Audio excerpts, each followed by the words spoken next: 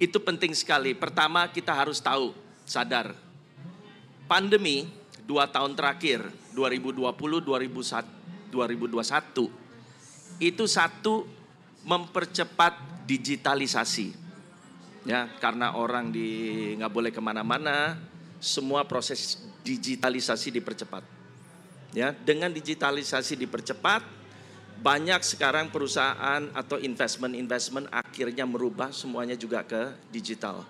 Dengan begitu pencakupan atau pencapaian sampai ke nasabah-nasabah itu sangat cepat. Makanya tadi kita tahu dari yang dulunya cuma 2 juta misalnya saham ya. Terus sekarang sudah 7 juta. Ya, itu cepat sekali pertumbuhannya. Kedua, yang terpenting dengan pandemi juga ya, langsung volatilitas itu langsung reach to the peak. Ya.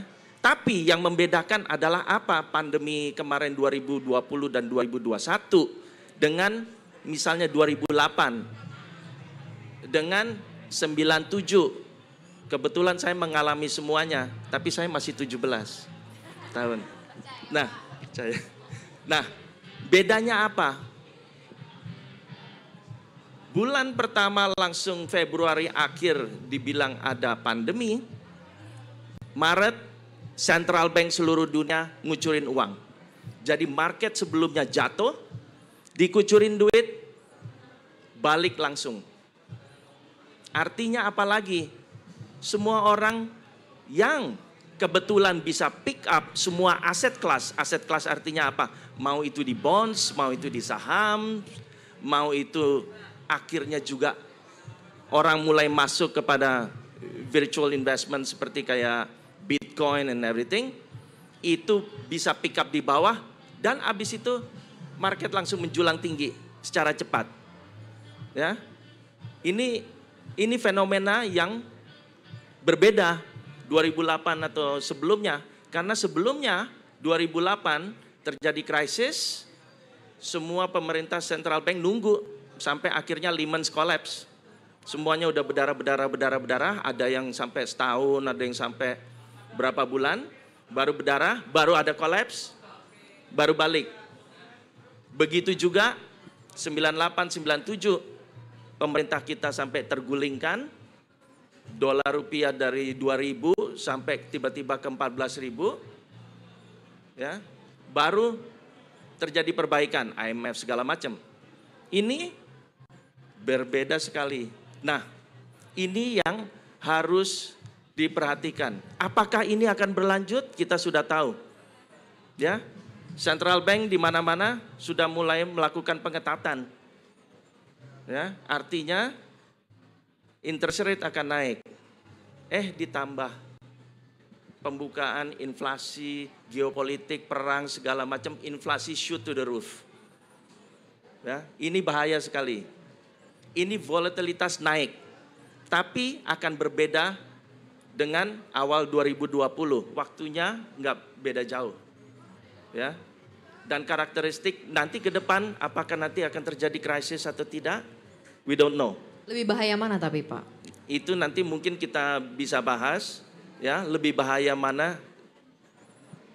Saya bukan cenayang, tapi yang berbeda adalah satu, dengan duit dikucurkan, market balik, mata merem, invest aja apa aja mau diinvest. Mau yang punya fundamental, mau yang tidak punya fundamental. Kenapa saya bilang tidak punya fundamental? Personally, Bitcoin atau apa, sementara ini tidak ada fundamental. Ya, jadi apapun ditaruh, ya, beli Vespa aja, taruh merem naik.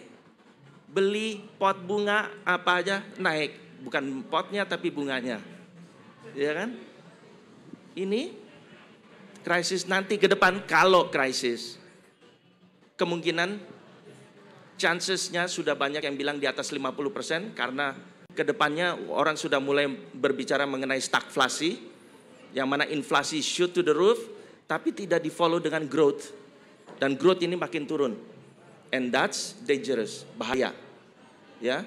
Belum tentu nanti kalau misalnya itu terjadi, Central Bank akan ngucurin money, barusan mereka ngucurin money, ya. Asetnya Fed itu naiknya udah berlipat-lipat. Dari 5 triliun, 6 triliun, tiba-tiba sekarang 9 triliun. Mereka mau ngurangin aja susah. Ya, it's a bubble within the central banks. Cash flow banyak kemarin. Ya, jadi ke depan ini banyak fenomena yang akan membawa volatilitas, tapi kira-kira nanti perbaikannya akan cepat apa tidak? Most likely tidak akan lebih cepat dibanding 2020. Itu saya bisa jamin. Ya, apakah itu harus nunggu seperti Lehman ada yang ambruk lagi dulu segala macam? Saya tidak tahu. Oke. Plan your investment, tahu apa yang kita mau masuk, produk apa, ya. Economic situationnya gimana? Gimana kita mau mempelajari itu? Yang kedua, belajar. Learn. This is the time. Jangan takut ketinggalan. Marketnya lagi turun, semuanya lagi turun. Harga bunga juga turun. Harga komoditas apa-apa, tinggal komoditas minyak aja yang masih naik. Ketiga, disiplin on your investment. Ya, jangan sampai deep painful.